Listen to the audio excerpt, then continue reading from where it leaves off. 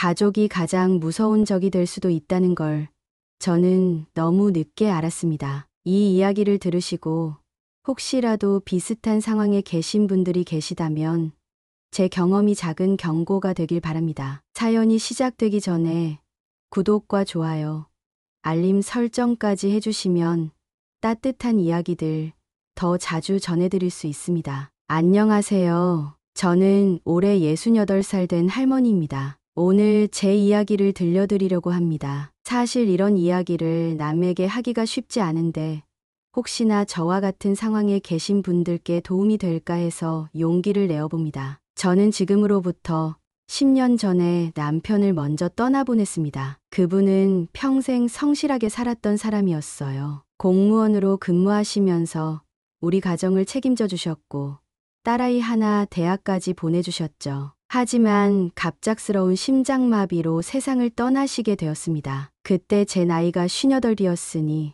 벌써 10년이 흘렀네요. 남편이 돌아가신 후에는 정말 막막했습니다. 평생 남편에게 의지해서 살았던 제가 갑자기 혼자서 모든 것을 해결해야 한다는 게 두려웠어요. 하지만 딸아이가 있으니까 어떻게든 버텨야겠다는 생각으로 하루하루를 보냈습니다. 다행히 남편이 남겨준 작은 연금과 제가 파트타임으로 하는 일로 근근히 생활할 수 있었어요. 우리 딸은 25에 결혼을 했는데 불행히도 결혼 생활이 오래가지 못했습니다. 사위가 술을 많이 마시고 도박을 해서 집안이 엉망이 되었거든요. 딸은 아들 하나를 데리고 이혼을 했습니다. 그때 외손자가 겨우 5살이었어요. 딸은 혼자서 아이를 키우며 열심히 일했습니다. 식당에서 서빙도 하고 마트에서 계산원도 하면서 정말 악착같이 살았어요. 저는 딸과 외손자를 도와주고 싶었지만 제가 가진 것도 별로 없었습니다. 남편이 돌아가시기 전에 마련해둔 작은 단독주택이 전부였거든요. 그 집이 지금 시세로 4억 정도 되는데 그게 저희 전 재산이었습니다. 현금은 항상 부족했어요. 생활비와 관리비, 세금 등을 내고 나면 남는 게 거의 없었거든요. 그래도 외손자가 자라는 모습을 보는 게 제일 큰 기쁨이었습니다. 주말이면 딸과 외손자가 제 집에 와서 함께 밥을 먹고 외손자는 제 무릎에 앉아서 학교 이야기를 해주곤 했어요. 그 아이가 공부를 정말 잘했습니다. 어려운 환경에서도 늘 성적이 상위권이었고 선생님들도 칭찬을 많이 해주셨어요. 할머니, 나 커서 의사 될 거야. 그러면 할머니 아픈 것도 다 고쳐줄 수 있어. 외손자가 이렇게 말할 때마다 제 마음이 뭉클했습니다. 이 아이만큼은 꼭 좋은 대학에 보내주고 싶다는 생각이 들었어요. 하지만 현실은 녹록지 않았습니다. 딸의 수입으로는 생활비도 빠듯한데 대학 등록금까지 마련하기는 어려웠거든요. 시간이 흘러 외손자가 고등학교 3학년이 되었습니다. 정말 열심히 공부해서 좋은 대학에 합격했어요. 의대는 아니었지만 그래도 서울에 있는 괜찮은 대학의 공과대학에 붙었습니다. 온 가족이 기뻐했죠. 하지만 기쁨도 잠시, 곧 현실 문제가 닥쳤습니다. 등록금이 800만 원이었어요. 우리 가정 형편으로는 감당하기 어려운 큰 금액이었습니다. 딸은 은행 여기저기 알아봤지만 신용등급이 낮아서 대출도 쉽지 않았어요. 저도 나이가 많아서 대출 심사에서 번번이 떨어졌습니다. 정말 막막했어요. 그때 문득 여동생 생각이 났습니다. 저보다 3살 어린 여동생은 남편이 사업을 해서 형편이 괜찮은 편이었거든요. 평소에는 자주 연락하지 않았지만 이럴 때는 가족의 도움이 필요하다는 생각이 들었어요. 과연 여동생이 도와줄 수 있을까요?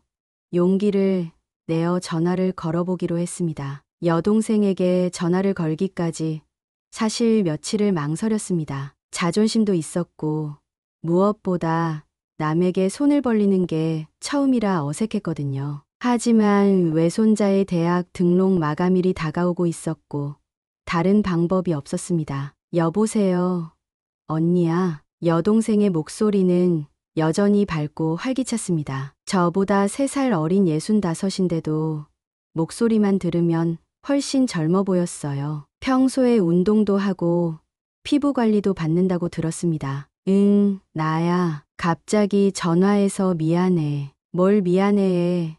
언니가 언제든 연락하지. 그런데 목소리가 좀 침울한데 무슨 일 있어? 여동생은 제 기분을 금세 알아챘습니다. 어렸을 때부터 눈치가 빠른 아이였거든요. 저는 외손자의 대학 합격 소식부터 차근차근 이야기했습니다. 기쁜 일이지만 등록금 때문에 고민이라는 것도 솔직하게 털어놓았어요. 아, 그렇구나. 우리 조카가 그렇게 똑똑했지. 어려서부터 공부 잘한다고 들었는데 역시 대학도 좋은 데 붙었네. 여동생은 진심으로 기뻐하는 것 같았습니다. 그리고 이어서 말했어요. 언니, 그 정도 돈은 큰 문제 아니야. 우리가 가족인데 뭘 그렇게 고민해. 내가 도와줄게. 순간 가슴이 뜨거워졌습니다. 역시 가족은 가족이구나 싶었어요. 하지만 여동생은 단순히 돈을 빌려주겠다는 게 아니었습니다. 그런데 언니, 현금으로 주기는 좀 어려워. 우리도 사업하느라 돈이 묶여 있거든. 대신에 좋은 방법이 있어. 무슨 방법? 언니 집으로 담보대출 받아서 등록금 해결하고 내가 대신 갚아줄게. 어차피 언니 혼자 계시니까 집 관리하는 것도 복잡하잖아. 내가 전체적으로 관리해 드릴게. 처음에는 좀 이상하다는 생각이 들었습니다. 왜 굳이 제 집을 담보로 잡아야 하는지 이해가 안 됐거든요. 하지만 여동생의 설명을 들어보니 나름 합리적이었어요. 언니, 생각해봐. 은행에서 개인 신용대출 받으려면 이자도 높고 조건도 까다로워. 근데 집 담보대출은 이자가 훨씬 낮아. 그리고 내가 상환 관리까지 해주면 언니는 신경 쓸 일도 없고. 며칠 후 여동생이 직접 집으로 찾아왔습니다. 정말 오랜만에 만나는 자매였어요. 여동생은 예전보다 훨씬 세련되어 보였습니다. 브랜드 옷을 입고 비싼 가방을 들고 왔더라고요. 사업이 잘 되고 있다는 게 한눈에 보였습니다. 언니, 집이 정말 좋네. 관리도 잘 되어 있고 이 정도면 담보대출 받기에 충분해. 여동생은 집 안팎을 꼼꼼히 살펴봤습니다. 마치 부동산 전문가라도 된 것처럼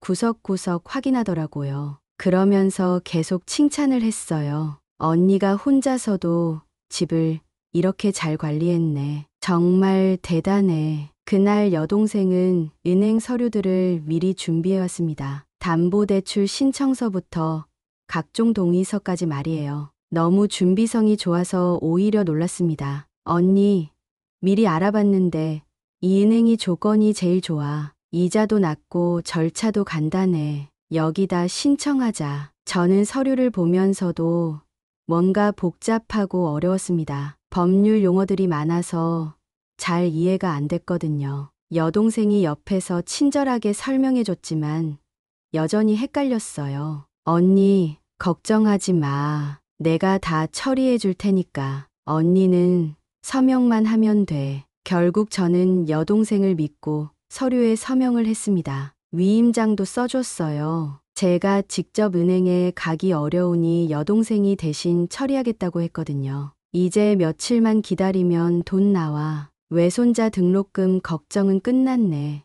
여동생은 정말 든든했습니다. 이렇게 가족이 있다는 게 고마웠어요. 혼자서 끙끙 앓고 있었는데 동생이 이렇게 나서서 도와주니까 마음이 한결 가벼워졌습니다. 그런데 며칠이 지나도 연락이 없었어요. 궁금해서 전화를 걸어봤는데 여동생은 아직 서류 심사 중이라 조금 더 기다려야 한다고 했습니다. 은행 일이 원래 시간이 걸린다고 조급해하지 말라고 하더라고요. 그러면서 여동생이 한 말이 지금 생각해보면 참 이상했습니다. 언니, 혹시 이웃들이 뭔가 물어보면 그냥 집 수리한다고 해. 괜한 소문 나면 안 좋잖아. 당시에는 별 생각 없이 넘어갔는데 나중에 보니 이미 그때부터 수상한 계획을 세우고 있었던 것 같아요. 일주일쯤 지났을 때였습니다. 평소처럼 마당에서 빨래를 널고 있는데 옆집 할머니가 담 너머로 말을 걸어왔어요. 댁에 요즘 누가 자주 오던데. 네. 누가요? 어제도 정장 입은 남자들이 와서 집 주변을 이리저리 둘러보고 갔어. 뭔가 재고 있는 것 같던데. 이상했습니다. 여동생은 은행 서류 심사 중이라고만 했는데 왜 정장 입은 남자들이 집에 왔을까요? 저는 그날 밤잠을 제대로 이루지 못했어요. 뭔가 불안한 기분이 들었거든요. 며칠 후에도 또 비슷한 일이 있었습니다. 이번에는 건너편 집 아주머니가 알려줬어요. 어제 부동산 중개소 사람들이 와서 댁 집 사진 찍고 갔더라고요. 혹시 집 파시나요? 네, 아니에요. 그럴 리가 없는데. 마음이 급해져서 여동생에게 전화를 걸었습니다. 여동생아, 집에 부동산 사람들이 왔다는데 무슨 일이야? 아, 그거 담보대출 때문에 집 감정평가 받는 거야. 은행에서 보낸 사람들이니까 걱정하지 마. 여동생의 대답은 그럴듯했습니다. 담보대출을 받으려면 집값을 평가해야 한다는 건 저도 알고 있었거든요. 하지만 뭔가 찜찜한 기분은 지워지지 않았어요. 그런데 언제쯤 돈이 나올 것 같아. 등록금 마감일이 얼마 안 남았어. 곧 나올 거야. 며칠만 더 기다려봐. 하지만 며칠이 더 지나도 소식이 없었습니다. 오히려 이상한 일들이 더 많이 생겼어요. 어떤 날은 제가 시장 갔다 오는 사이에 누군가 집 문고리를 만져본 흔적이 있었고, 또 어떤 날은 마당 곳곳에 담배꽁초가 떨어져 있었습니다. 가장 이상했던 건 공인중개사 명함을 든 남자가 직접 찾아온 일이었어요. 안녕하세요. 혹시 이 집 매매 의사 있으시나요? 좋은 조건으로 매수하고 싶어 하는 분이 계시거든요. 아니요. 집 팔 생각 없습니다. 아, 그러시구나. 그런데 제가 알기로는 매매 의뢰를 받았다고 들었는데 이때부터 정말 이상하다는 생각이 들었습니다. 분명히 여동생은 담보대출이라고 했는데 왜 집 매매 이야기가 나오는 걸까요? 그날 밤 딸에게 전화를 걸어서 전체 상황을 이야기했습니다. 엄마, 뭔가 이상해요. 고모가 정말 담보대출만 받으려는 거라면 왜 부동산 중개사들이 오는 거예요? 딸도 제 생각과 같았습니다. 그리고 딸이 한 말이 제 머릿속에 경고등을 켜놨어요. 엄마, 혹시 고모가 엄마를 속이는 거 아니에요? 요즘 가족 사이에도 부동산 사기가 많다고 하던데. 설마 그럴 리가. 우리가 가족인데. 하지만 마음 한구석에서는 딸 말이 맞을 수도 있다는 생각이 들었어요. 그래서 다음 날 직접 여동생 집으로 찾아가기로 했습니다. 여동생은 저를 보고 살짝 당황하는 표정을 지었어요. 하지만 금세 웃으면서 반겼습니다. 언니, 갑자기 웬일이야?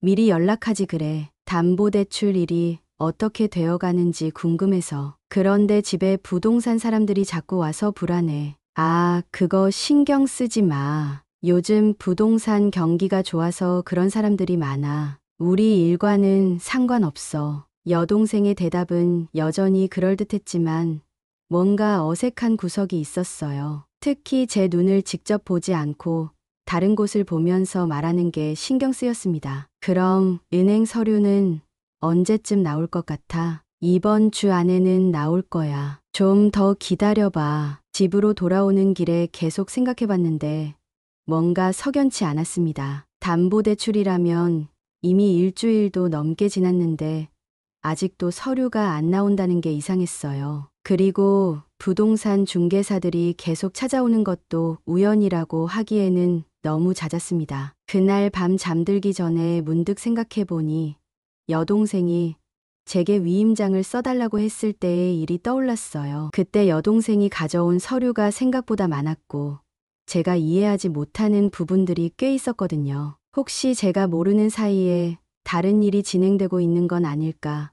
이런 의심이 들기 시작하니까 밤새 잠을 이룰 수가 없었습니다. 여동생을 믿고 싶었지만 주변에서 일어나는 일들이 너무 수상했어요. 다음 날 아침 마침내 결심을 했습니다. 직접 등기소에 가서 우리 집 등기부등본을 떼어보기로 한 거예요. 뭔가 잘못되고 있다면 거기서 확인할 수 있을 테니까요. 등기소에 가기 전에 딸에게 연락했습니다. 혼자 가기가 불안해서 함께 가자고 했어요. 딸도 제 마음을 이해해 주었습니다. 엄마, 저도 계속 걱정됐어요. 같이 가서 확인해 봐요. 등기소는 처음 가보는 곳이라 어색했습니다. 딸이 창구에서 등기부등본 발급을 신청했어요. 접수 직원은 친절하게 안내해 주었습니다. 신분증과 주소 확인해 주시고 여기 신청서 작성해 주세요. 서류를 기다리는 동안 가슴이 두근거렸습니다. 별일 아니었으면 좋겠다는 생각과 함께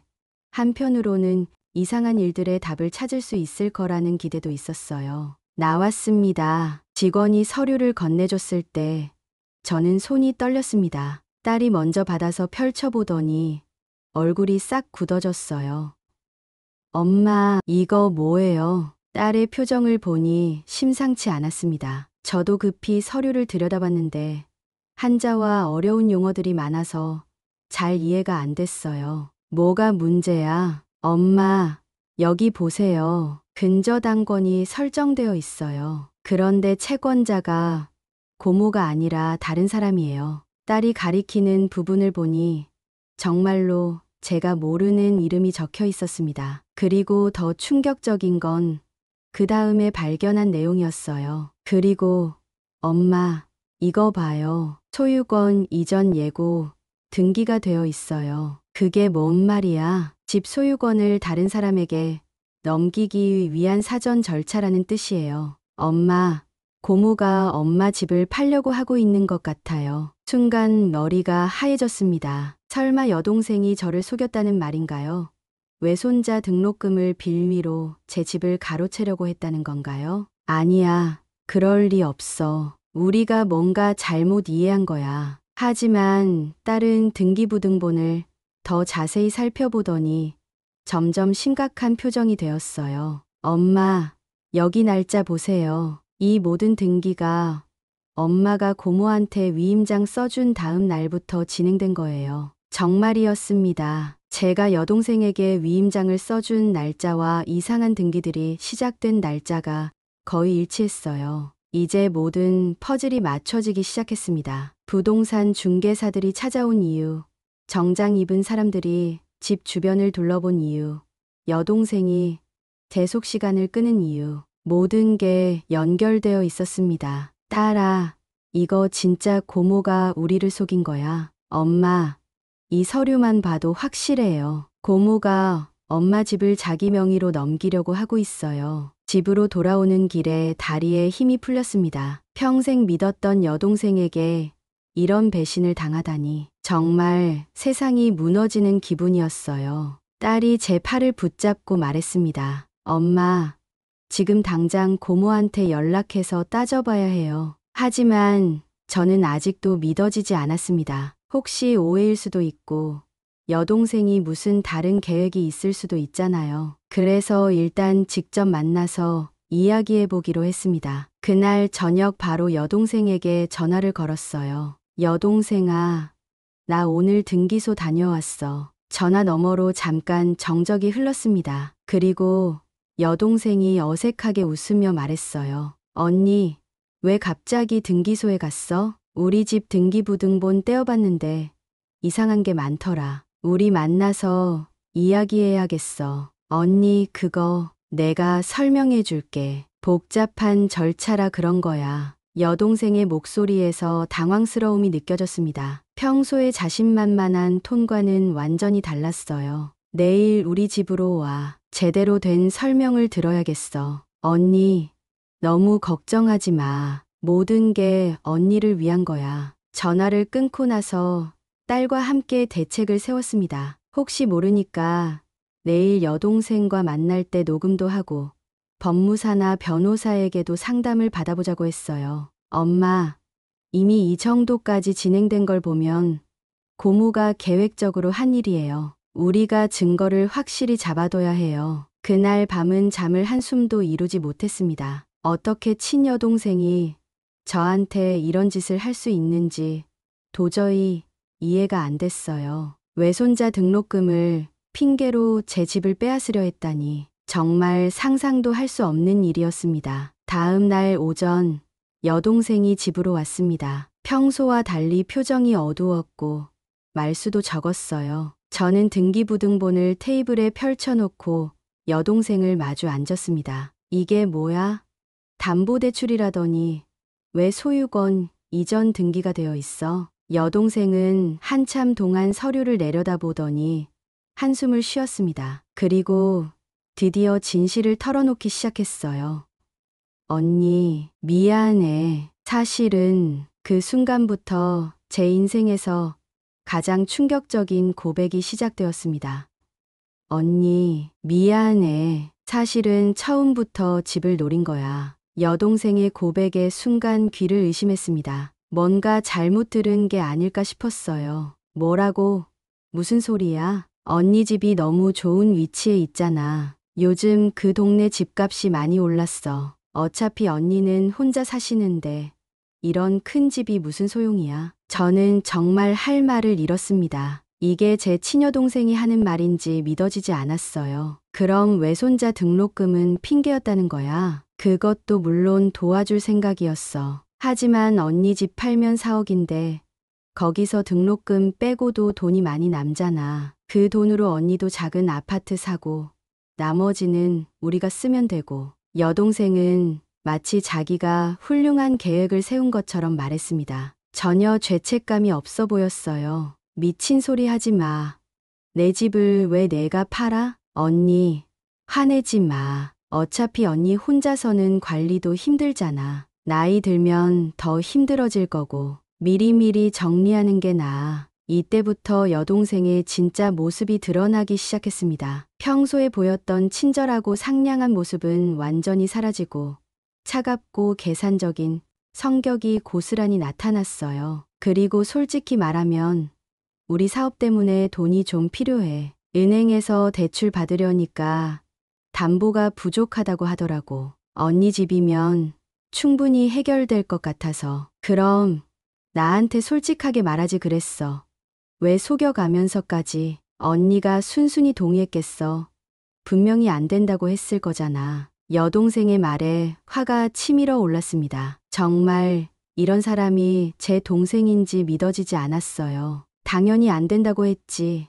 내 집인데 왜 내 마음대로 처분해? 그런데 여동생이 갑자기 목소리를 높이면서 본색을 드러냈습니다. 언니는 진짜 이기적이야. 나는 그동안 언니한테 얼마나 잘해줬는데 이런 것 하나 도와달라고 하니까 난리를 피우네. 뭐가 이기적이야? 내 집을 도둑질하려는 게 도와달라는 거야? 도둑질이라니. 나는 언니 가족이야. 가족끼리 돕고 사는 게 당연한 거 아니야? 정말 어이가 없었습니다. 제 집을 훔치려 해놓고 가족이라는 말을 앞세우다니요. 가족이면 더더욱 속이면 안 되는 거 아냐? 내가 한 게 가족이 할 일이야? 언니는 정말 답답해. 어차피 언니가 죽으면 다 딸한테 가는 거 아니야? 미리 좀 나눠주면 어때? 나도 언니 동생인데. 이때 여동생이 한 말이 정말 충격적이었어요. 솔직히 말하면 언니가 혼자 살면서 그런 큰 집에서 뭘 해? 나는 자식들도 키워야 하고 사업도 해야 하는데 언니보다 내가 그 집을 더 잘 활용할 수 있어. 내가 그런 소리 할 자격이 있어. 그 집은 내 남편이 평생 고생해서 마련한 거야. 어쨌든 이미 서류는 다 준비됐어. 언니가 위임장도 써줬고 법적으로 문제없이 진행할 수 있어. 여동생은 아예 포기하지 않을 생각인 것 같았어요. 오히려 더 당당해졌습니다. 그리고 언니, 이미 계약금도 받았어. 매수자가 기다리고 있다고. 뭐라고? 계약금도 받았다고? 언니가 서명한 위임장으로 매매계약서도 작성했어. 이제 와서 안 된다고 하면 위약금 물어야 해. 정말 치밀하게 계획한 일이었습니다. 저를 완전히 옴짝달싹 못하게 만들어 놓고 이제 와서 어쩔 수 없다는 식으로 나오는 거였어요. 너 정말 미친년이구나. 언니, 말 함부로 하지 마. 나는 언니를 위해서 하는 일이야. 내가 언제 집 팔아달라고 했어. 누가 위해서 한다는 거야? 언니는 세상 물정을 몰라. 요즘 부동산 시장이 얼마나 좋은데 이때 안 팔면 언제 팔아? 나중에 가격 떨어지면 후회할 거야. 여동생은 끝까지 자기가 옳다는 듯이 말했습니다. 정말 뻔뻔하기 그지 없었어요. 그때 딸이 방에서 나와서 여동생에게 소리쳤습니다. 고모, 그만하세요. 어떻게 이런 짓을 할 수 있어요? 너는 뭘 알아? 어른들 일에 끼어들지 마. 어른이라는 분이 남의 집 훔치려고 하는 게 맞아요. 여동생이 딸에게까지 화를 내는 모습을 보니까 정말 화가 났습니다. 이 사람은 정말 가족이라는 개념이 없는 것 같았어요. 여동생이 집을 나간 후 저는 당장 변호사를 찾아가기로 했습니다. 딸이 인터넷으로 부동산 전문 변호사를 찾아서 예약을 잡아줬어요. 어머님, 일단 위임장 남용과 사기 혐의로 고소할 수 있습니다. 하지만 이미 진행된 등기를 무효화하는 게 쉽지는 않을 겁니다. 변호사의 말을 듣고 더욱 절망스러웠어요. 여동생이 얼마나 치밀하게 계획했는지 알 수 있었습니다. 그럼 제 집을 되찾을 수 없다는 말인가요? 가능하긴 하지만 시간이 걸릴 겁니다. 일단 가처분 신청을 해서 매매를 중단시키고 동시에 형사고발과 민사소송을 진행해야 합니다. 변호사는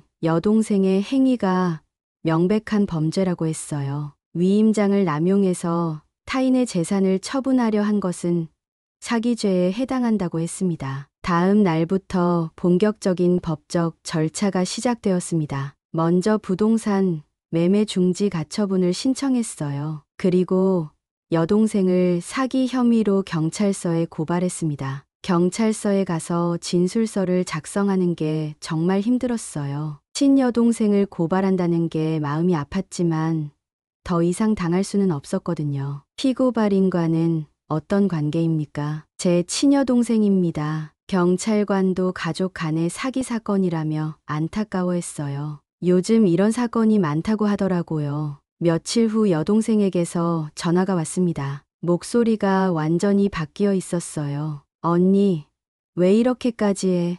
우리가 가족 아냐? 가족이니까 더 실망이야. 어떻게 이런 짓을 할 수 있어? 언니가 너무 과민하게 반응하는 거야. 내가 정말 언니를 해치려고 한 게 아니라고. 여전히 자기가 잘못했다는 생각이 없는 것 같았어요. 그럼 지금이라도 모든 걸 원상복구해. 이미 너무 많이 진행돼서 어려워. 매수자한테도 약속했는데 그런 건 내가 알아서 해. 내 집은 절대 못 줘. 여동생은 계속 협상을 하려고 했지만 저는 단호하게 거절했습니다. 이미 선을 넘었기 때문에 어떤 타협도 할 수 없었어요. 경찰 수사가 시작되면서 여동생의 진짜 계획이 더 드러났습니다. 알고 보니 여동생은 몇 달 전부터 이 일을 계획하고 있었어요. 부동산 중개업자와도 미리 짜고 있었고 매수자도 이미 섭외해둔 상태였습니다. 더 충격적인 건 여동생이 저에게 거짓말을 한 게 한두 가지가 아니라는 것이었어요. 사업이 잘 된다는 것도 거짓말이었고 남편 사업도 사실은 부도 직전이었다고 하더라고요. 피고발인은 금전적 압박으로 인해 계획적으로 범행을 저질렀습니다. 수사관의 말을 듣고 정말 어이가 없었어요. 결국 여동생은 자기 빚을 갚기 위해 제 집을 노린 거였습니다. 한 달 후 검찰에서 여동생을 기소했습니다. 사기 미수와 위임장 남용 혐의였어요. 동시에 민사소송도 진행되었습니다. 법정에서 여동생을 다시 만났을 때 정말 복잡한 심정이었어요. 어렸을 때 함께 뛰어놀던 동생이 이제는 피고석에 앉아 있다니. 피고인, 혐의를 인정합니까? 부분적으로 인정합니다. 하지만 피해자를 해치려는 의도는 없었습니다. 여동생은 끝까지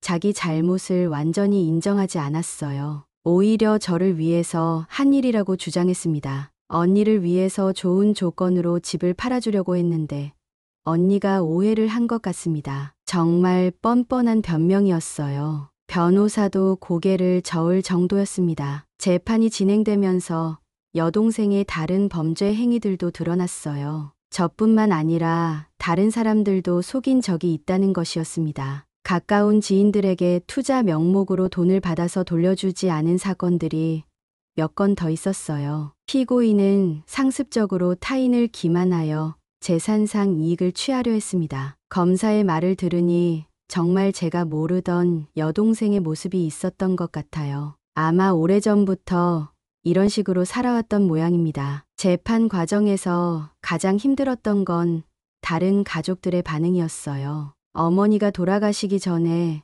자매는 서로 의지하고 살라고 하셨는데 이런 일이 벌어지다니 정말 죄송스러웠습니다. 친척들도 반응이 갈렸어요. 어떤 사람들은 제 편을 들어줬지만 어떤 사람들은 가족끼리 법정까지 가야 하느냐며 저를 탓하기도 했어요. 하지만 저는 포기할 수 없었습니다. 이건 단순한 가족 갈등이 아니라 명백한 범죄였거든요. 만약 제가 여기서 물러서면 여동생은 또 다른 피해자를 만들 것이 분명했어요. 재판이 진행되면서 여동생의 추가적인 범죄 행위들이 계속 밝혀졌습니다. 정말 상상도 못했던 일들이었어요. 검찰 수사 과정에서 여동생이 저와 비슷한 수법으로 다른 피해자들도 속였다는 사실이 드러났습니다. 특히 동네 독거노인들을 타겟으로 해서 투자하면 이익을 나눠주겠다며 돈을 받아 가로챈 사건이 여러 건 있었어요. 피고인은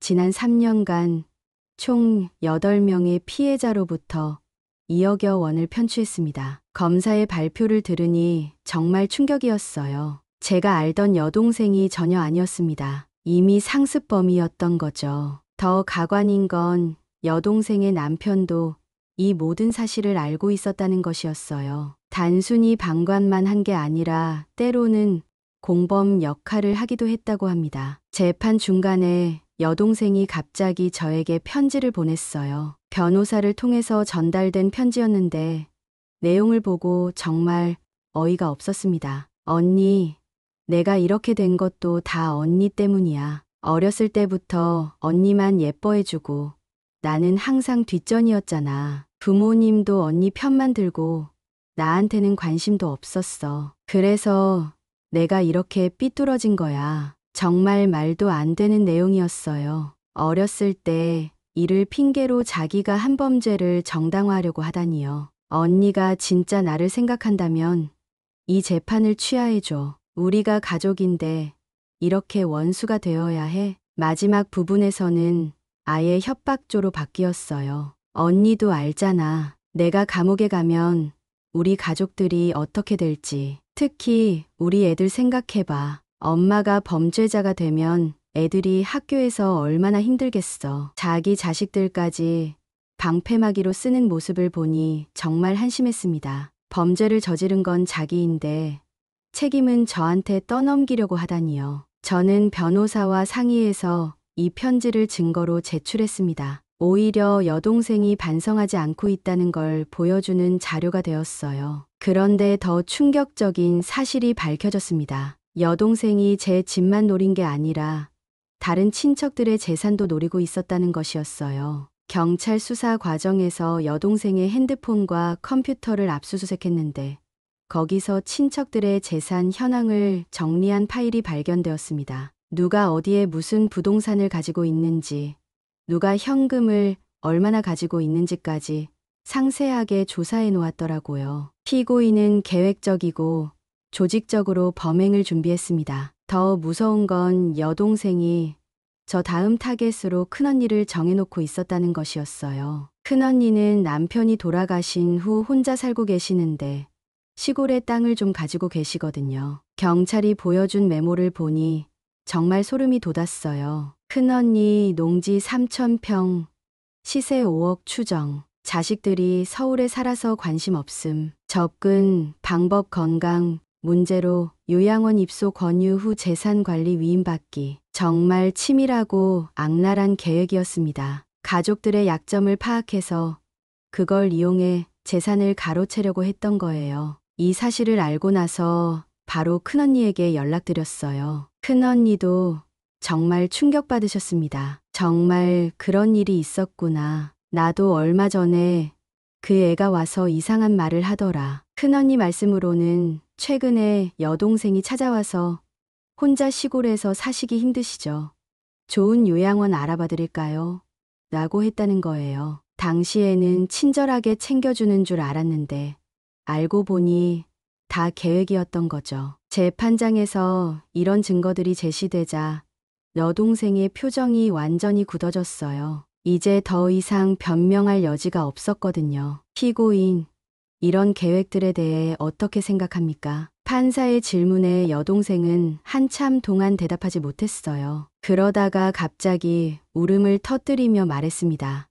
저도 어쩔 수 없었어요. 빚이 너무 많아서 아이들 교육비도 있고 정말 막막했어요. 하지만 이미 늦었습니다. 계획적이고 상습적인 범행이라는 게 명확히 드러났거든요. 검사는 여동생에게 실형 3년을 구형했습니다. 단순한 사기가 아니라 가족을 상대로 한 배신 행위이고 다른 피해자들도 많다는 이유였어요. 피고인의 행위는 가족이라는 신뢰 관계를 악용한 매우 악질적인 범죄입니다. 재판이 거의 마무리되어 갈 때쯤 여동생이 마지막으로 저에게 말을 걸어왔어요. 언니, 진짜 마지막이야. 제발 선처를 부탁해줘. 하지만 저는 고개를 돌렸습니다. 이미 용서할 수 없는 선을 넘었기 때문이었어요. 1심 판결이 나왔습니다. 여동생은 징역 2년에 집행유예 3년을 선고받았어요. 실형은 면했지만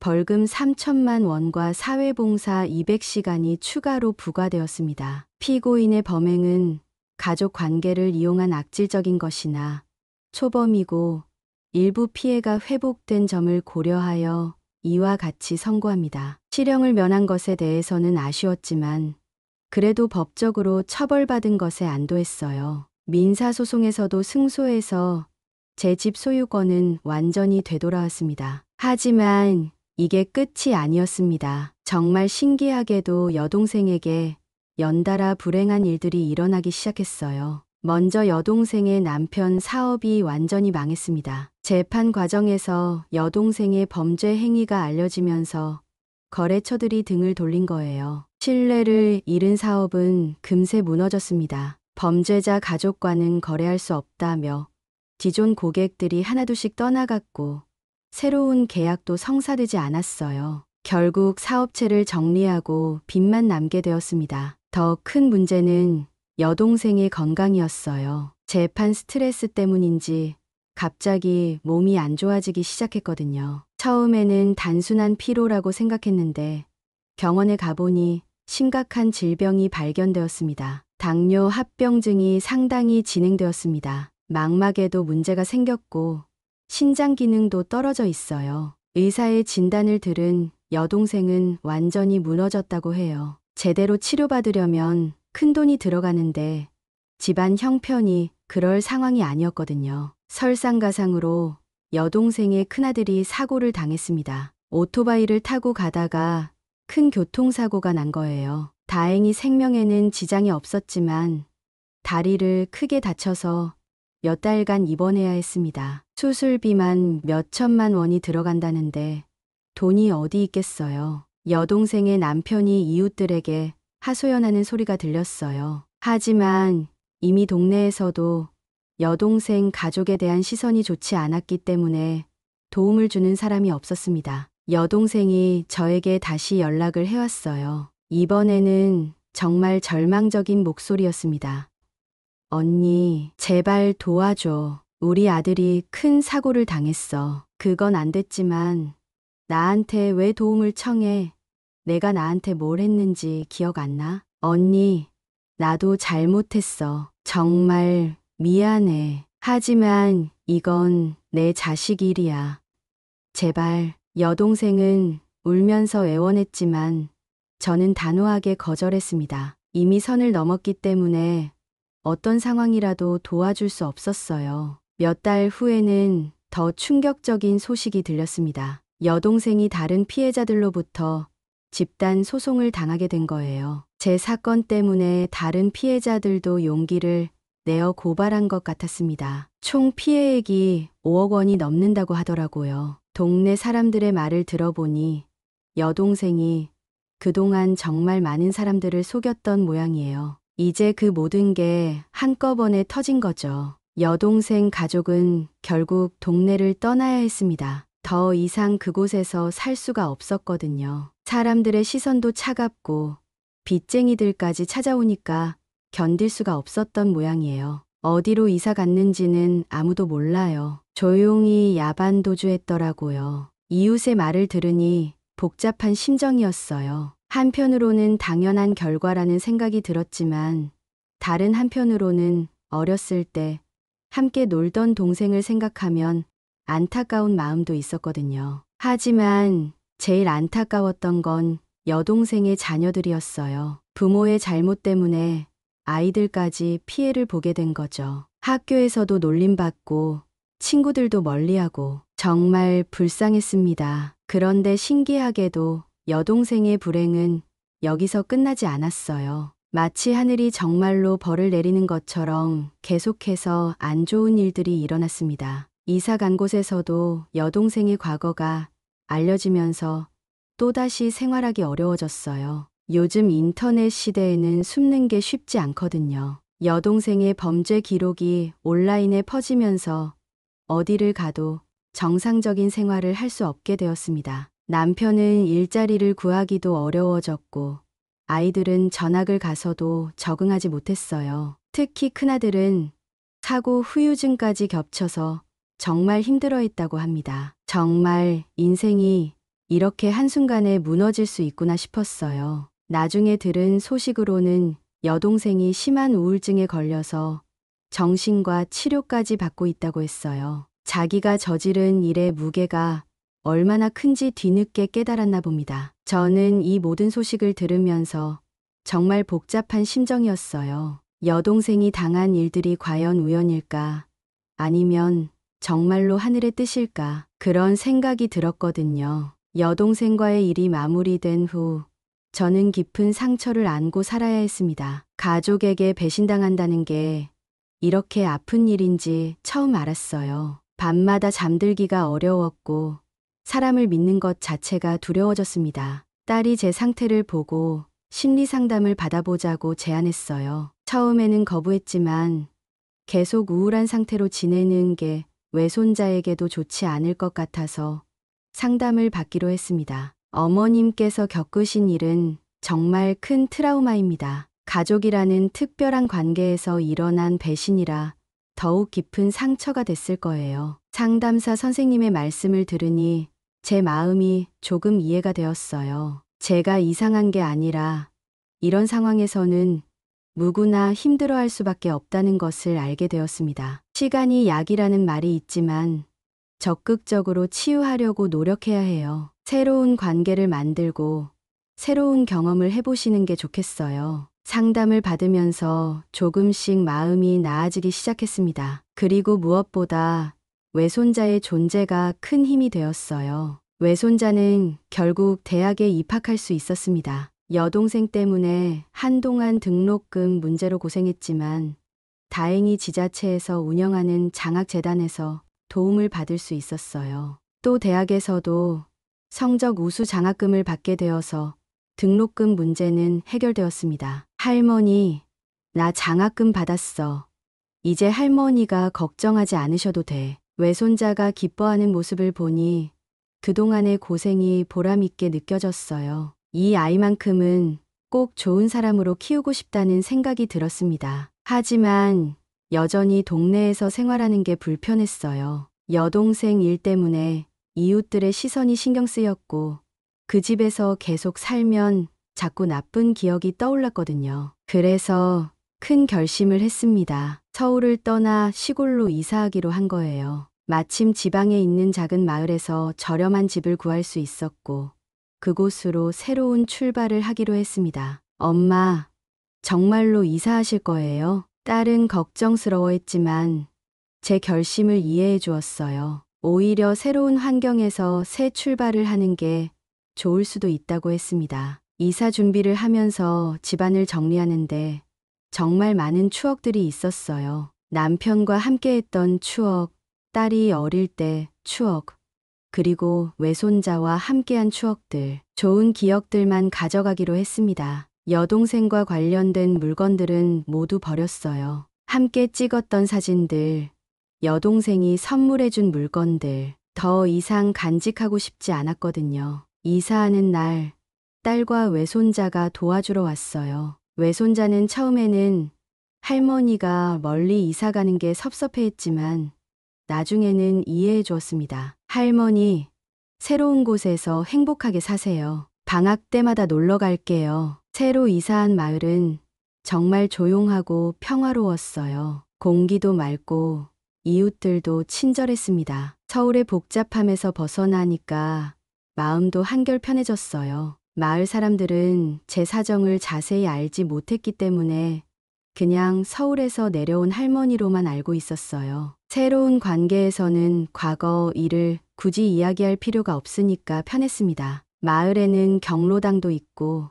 작은 텃밭도 가꿀 수 있어서 할 일이 많았어요. 새로운 취미도 생겼습니다. 다른 할머니들과 함께 요가도 배우고 서예도 배우기 시작했어요. 도시에서 오신 분은 처음이에요. 적응하시는 데 도움이 필요하면 언제든 말씀하세요. 마을 이장님을 비롯해 여러분들이 저를 따뜻하게 받아주었어요. 정말 오랜만에 사람들의 순수한 친절을 느낄 수 있었습니다. 시골 생활이 처음에는 어색했지만 점점 익숙해졌어요. 새벽에 일어나서 텃밭에 물을 주고 마을 할머니들과 함께 산책도 하고 단순하지만 평화로운 일상이었습니다. 무엇보다 마음의 평안을 찾을 수 있었어요. 여동생 일로 생긴 상처가 완전히 아문 건 아니지만 그래도 예전보다는 훨씬 나아졌습니다. 외손자도 약속대로 방학 때마다 놀러 왔어요. 도시 아이가 시골에 와서 신기해하는 모습이 보기 좋았습니다. 할머니,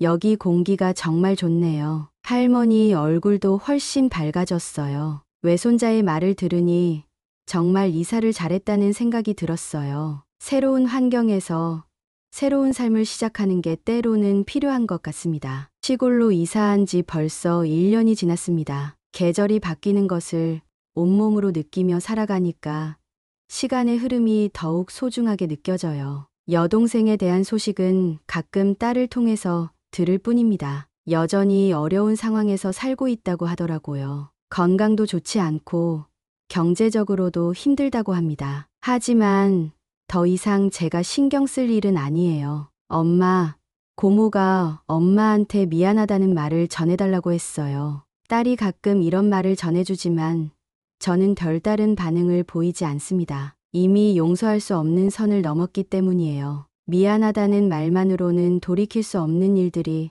너무 많습니다. 대신 저는 제 앞에 있는 일들에 집중하기로 했어요. 마을에서 새로운 친구들을 사귀고 새로운 취미를 즐기고 무엇보다 외손자가 잘 자라는 모습을 지켜보는 것에 기쁨을 찾았습니다. 외손자는 대학 생활에 잘 적응하고 있어요. 성적도 우수하고 친구들도 많이 사귀었다고 합니다. 무엇보다 바른 마음을 가지고 성장하고 있는 게 가장 기뻐요. 할머니, 나 이번 학기에도 장학금 받았어요. 그리고 아르바이트도 시작했어요. 이제 용돈도 직접 벌어서 쓸 수 있어요. 외손자가 점점 더 성숙해지는 모습을 보니 정말 대견했습니다. 어려운 환경에서도 굴복하지 않고 자신의 길을 찾아가는 모습이 저에게도 큰 힘이 되었어요. 마을에서는 제가 손자를 혼자 키우는 할머니로 알려져 있어요. 자세한 사정은 말하지 않았지만 사람들이 저를 대견하게 여겨주십니다. 요즘 같은 세상에 손자 교육을 그렇게 잘 시키시다니 정말 대단하세요. 이웃 할머니들의 칭찬을 들을 때마다 뿌듯합니다. 비록 어려운 일을 겪었지만 그래도 외손자만큼은 잘 키워낸 것 같아서요. 시골 생활에도 완전히 적응했어요. 작은 텃밭에서 채소도 기르고 마을 행사에도 참여하고 경로당에서 다른 할머니들과 이야기도 나누면서 하루하루를 보냅니다. 특히 텃밭 가꾸기가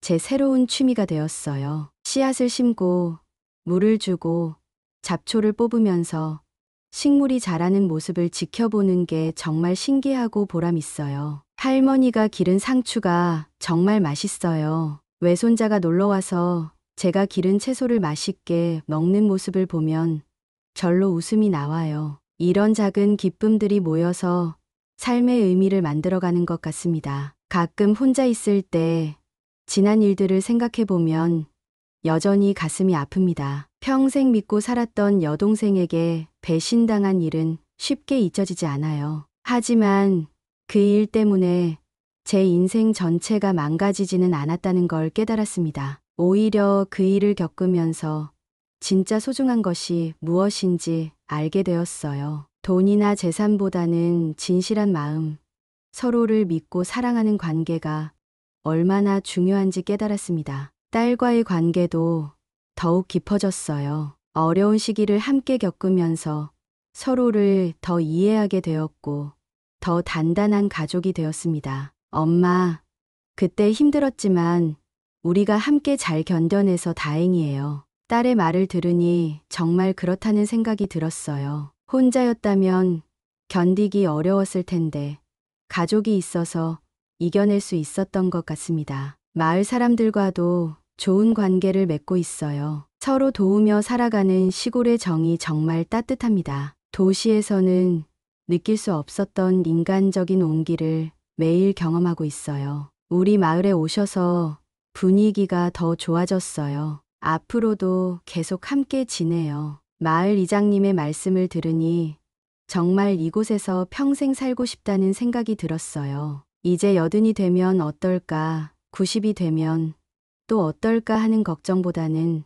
오늘 하루를 어떻게 의미 있게 보낼까 하는 생각을 더 많이 합니다. 외손자가 방학 때마다 놀러 와서 할머니, 건강하게 오래오래 사세요 라고 할 때마다 정말 오래 살고 싶다는 생각이 들어요. 이 아이의 성장을 끝까지 지켜보고 싶거든요. 가족이라 믿었던 사람에게서 당한 배신은 참 오래 가더군요. 아직도 가끔 그 일이 꿈만 같이 느껴질 때가 있어요. 하지만 손주의 웃음을 보면 그래도 살아볼 이유가 생깁니다. 앞으로도 이런 작은 행복들을 하나씩 모아가면서 살아갈 거예요. 비록 상처는 있지만 그 상처마저도 제 인생의 일부로 받아들이면서 말이에요. 여러분도 힘든 일이 있으시더라도 포기하지 마세요. 분명히 살아갈 이유는 있을 거예요. 저처럼 말이에요. 가족이라는 이름으로 가장 깊게 베이는 상처. 저는 아직도 그 아픔 속에서 헤어나오지 못하고 있습니다. 그래도 외손자의 웃음에서 살아갈 이유를 찾고 있답니다. 오늘 제 이야기를 끝까지 들어주셔서 감사합니다. 구독과 좋아요, 알림 설정도 잊지 말아주세요. 여러분의 따뜻한 관심이 저에게 큰 힘이 됩니다.